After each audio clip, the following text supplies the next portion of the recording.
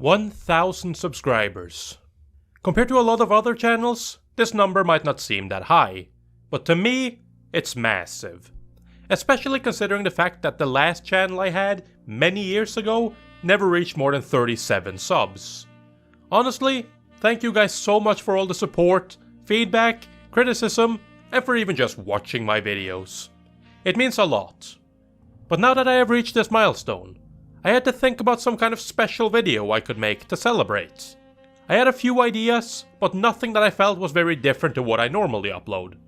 But then I realized, to you guys, I'm just some guy on the internet who talks about anime that he finds interesting.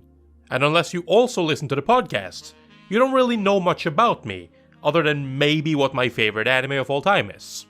So I figured I'd take this opportunity to do something I've never done before.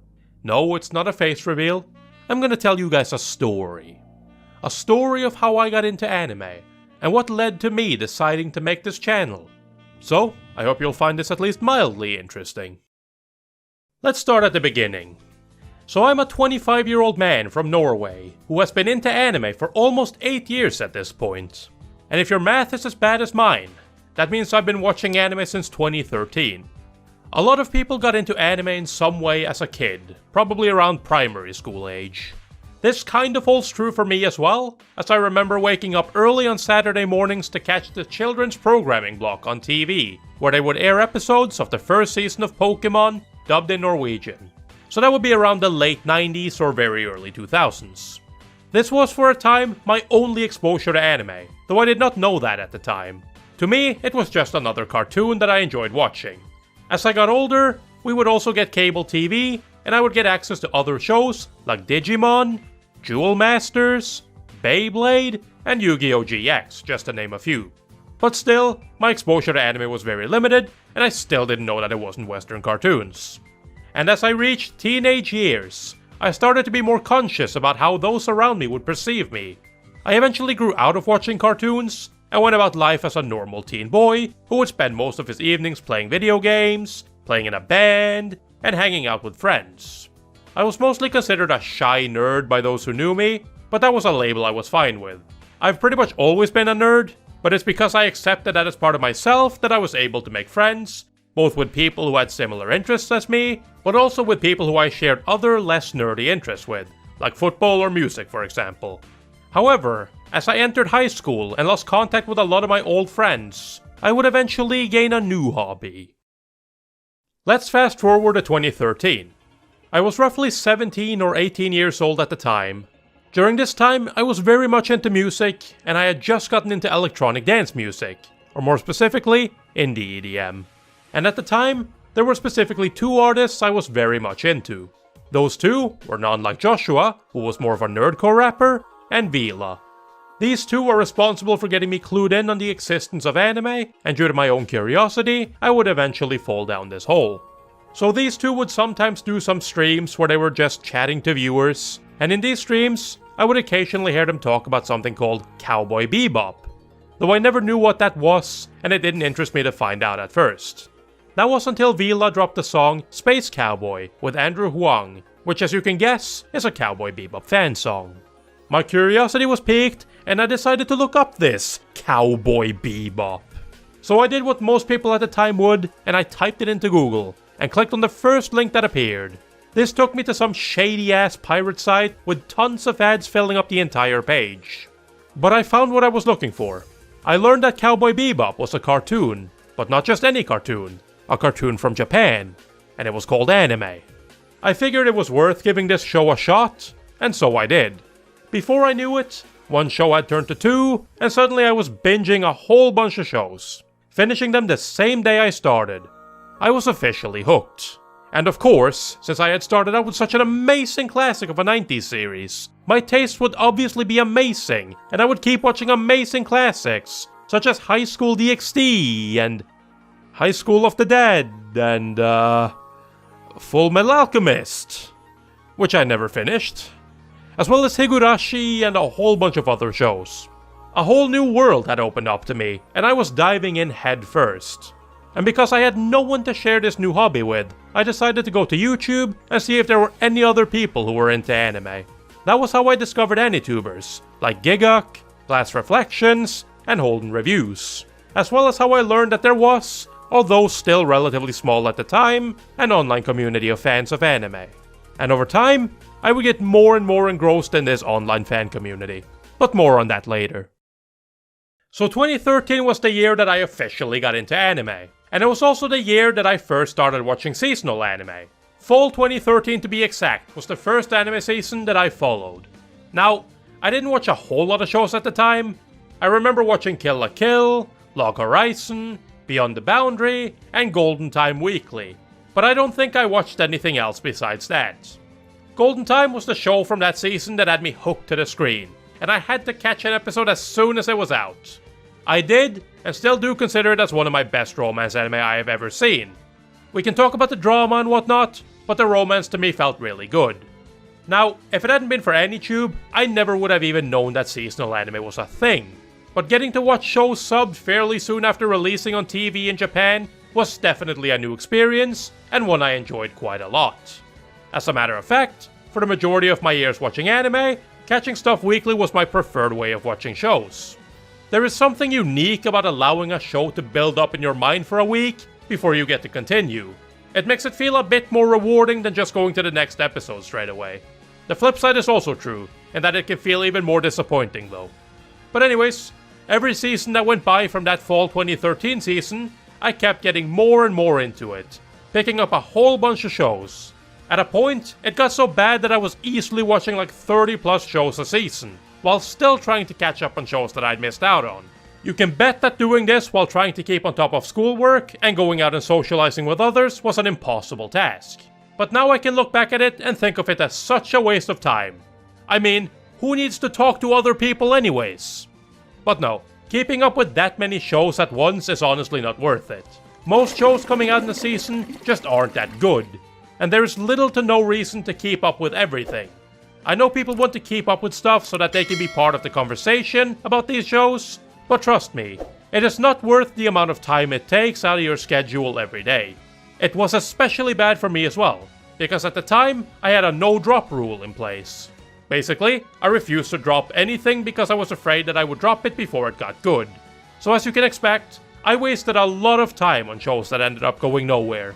I had to learn that dropping a show was not that big of a deal, as I could always pick it up again later if I wanted to give it another chance. Now, I have only done that once with Serial Experiments Lane, but I do plan on going back and trying at least a few shows I have dropped again. But I've also said for years now that I would clean out my plan to watch list, but that thing is still sitting at 300 plus shows, so I think we all know that I'm just lying to myself. Starting around 2014, I was beginning to find my own tastes, as well as getting a bit pickier about what type of show I wanted to watch. One of the ways in which I got more information about what anime to check out, both seasonal and otherwise, was through podcasts. I gave many podcasts a shot, but the only ones I would somewhat regularly listen to were Podtaku, and later J-Taku as well, Anime Addicts Anonymous, Anime World Order, as well as Otaku Spirit, where I would also end up joining their forums and getting to know other people who were into anime. It was through these forums that I first really got in contact with people who shared my interests, and it was where I started finding my own tastes. Before this, I would mostly judge shows based on synopsis and key art, as well as sometimes based on recommendations or reviews. But as I kept getting deeper into this fandom, I started to realize that there are more good anime out there than just action shows, and I would start picking up other genres like drama, slice of life, mysteries, as well as psychological anime. The latter one ending up being one of my favorite genres. There is nothing quite like a good mindbender of a show. I would also start to familiarize myself with anime studios as well as staff, though mostly just directors and writers. It helped me make more informed decisions when picking out new shows, as it's easier to find good stuff when you know that you normally like the previous works of the people who are making this new show you are deciding on if you should watch or not. These forums are also where I got into retro anime. I had watched a few 90s shows before, but never really thought too much about watching more retro stuff. That was until I was introduced to Lupin III Part 1 through a community watch we did. It was a rough experience at first, since older animation is fairly different from newer animation, but I still had a lot of fun. and it was from that moment on that I wanted to check out more retro anime. JD, the guy who I do the podcast with, was doing a quest of sorts, where he would watch through at least one anime from every year, starting back in 1970, and I thought that was a cool idea, and I wanted to do something similar. Instead, to start out my retro journey, I would mostly just pick out well-known shows like, for example, the aforementioned Serial Experiments Lain, Akira, and SDF Macross, just to name a few. I would also get recommendations from friends who had watched anime for a lot longer than I have. This helped me get more of a grasp on retro anime, and I would eventually start applying the same tactics I used to find modern anime, to find good retro anime that wasn't always talked about. So this all eventually led up to where we are today. Getting more into retro anime, I joined the Red Leaf Retrocast anime podcast back in 2017, where I got to talk about and experience more retro stuff. The podcast also gave me opportunities to get to know more creators in the community, and allowed me to engage with my hobby in a way that I had never really thought possible before. And it was because of this that I decided to follow through with creating a YouTube channel, where I would also talk about anime.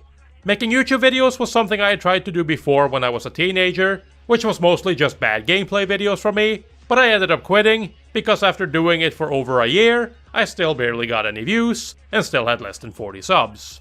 Not exactly surprising looking back at it, but at the time I was pretty bummed. Now, I didn't exactly expect this second attempt to go any differently, but to my surprise, this time things went a lot better.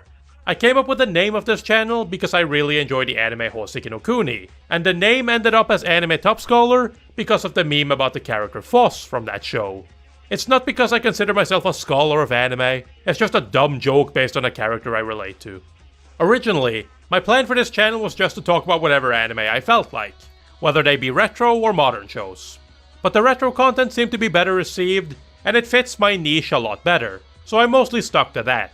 There are still so many good shows out there, and even though they are older, it's not like everything has already been talked about. There are few things I enjoy more than discovering a show I have literally never heard about before, and then have it turn out to be really good. And that is what I want to share with this channel. I want people to find shows they normally wouldn't consider watching for one reason or another, and give it a chance, and maybe even find a new favorite.